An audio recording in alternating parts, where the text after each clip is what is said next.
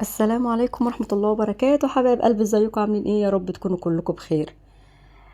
لما غسلتك تطلع الحاجة وتحسيها ان هي ما بتنضفش، او يعني طلعت الحاجة مجيرة، او زي ما انت شايفة الكوباية كده طالعة مش حلوة. بص الطبق فيه برضو يعني مش مغسول كويس، مش طالع بيلمع زي كل مرة. لما تلاقي الاطباق كده والكوبايات كده، مش القصة هتلاقيها في المسحوق، ولا انك تغيري المسحوق، ولا انك مال الغسالة فيه ايه. هتلاقي الموضوع على فكرة بسيط جدا.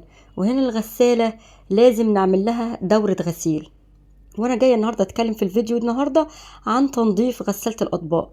اللي هو احنا ما حدش بيهتم بتنظيف الغساله لازم كل شهرين على الاقل. مش هقول كل شهر، حتى لو كل شهرين لازم دوره خل، ولازم دوره تنظيف للغساله نفسها. تشيل الفلاتر دي كلها. بص الفلاتر دي كلها معبيه بلاوي، انا سايبه الغساله فعلا حرفيا عشان اوريك البلاوي اللي فيها. يمكن كمان الصورة مش موضحة قد ما هي باينة فعلا قدامي أنا أكتر.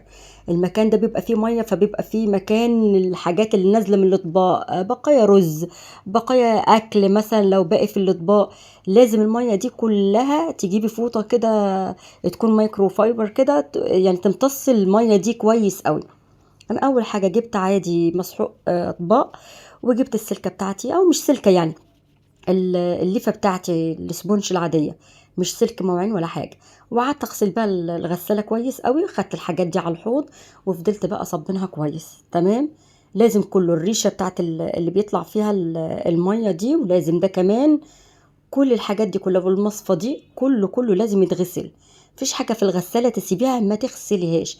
لازم تتاكدي من رشاش الميه ده، تبصي تحطي فيه الميه كده وتتاكدي ان الخرام دي يعني سالكه، الخرام مش مسدوده. فلازم تتاكدي تحطيه تحت الميه وتتاكدي ان الخرام بتاعته كده. بصي انا بغسل الغساله كلها حرفيا من بره ومن جوه عادي بمسحوق بتاع اطباق عادي جدا خالص تمام. مش غلط على فكره ولا اي حاجه. تمسكي المكان اللي فيه الميه ده تفضلي تنشفي في الميه، تفضلي يعني. بصي انا بعمل احط والاقي الميه بتيجي معايا اكتر في الفوطه، فارجع تاني احطها تاني، وهكذا. وترجعي تعصريها وتحطيها لحد لما تخلي المكان ده ناشف تماما. وبعد كده هقولك هنغسلها هي ازاي، هنعمل لها دورة الغسيل بتاعها ازاي.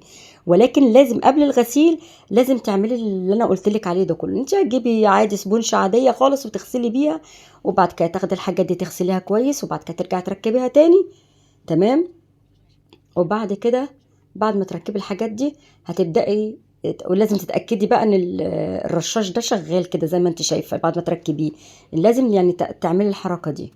هنا جبت كربوناتو، رشيت كده في الغسالة كلها كويس. مش غلط على فكرة. الراجل بتاع الصيانة هو اللي قايل لي على الخلطة دي على فكرة، يعني انا مش جايباها من عندي. تمام، كربوناتو وخل. شايفين الفوران اللي حصل ده؟ هو ده اللي هيظبط الدنيا ويخلي الغسالة ترجع لك كأنها جديدة. اقسم بالله هتطلع لك الحاجه معاكي زي الفل. لو انت بتشكي من الحاجه مش سليمه ولا هتطلع لك الحاجه زي الفل. كنت ناسي الرف بره، دخلته جوه خلاص تمام عشان يتغسل هو كمان تمام. هنا بقى اتغسلت وبقت زي الفل كده، جاهزه معاكي للاستخدام والاستعمال، وسهله جدا وتنظيفها سهل قوي دي. يا رب كده اكون وصلت المعلومه صح، والفيديو يكون عجبكم. شكرا لكم والسلام عليكم ورحمه الله.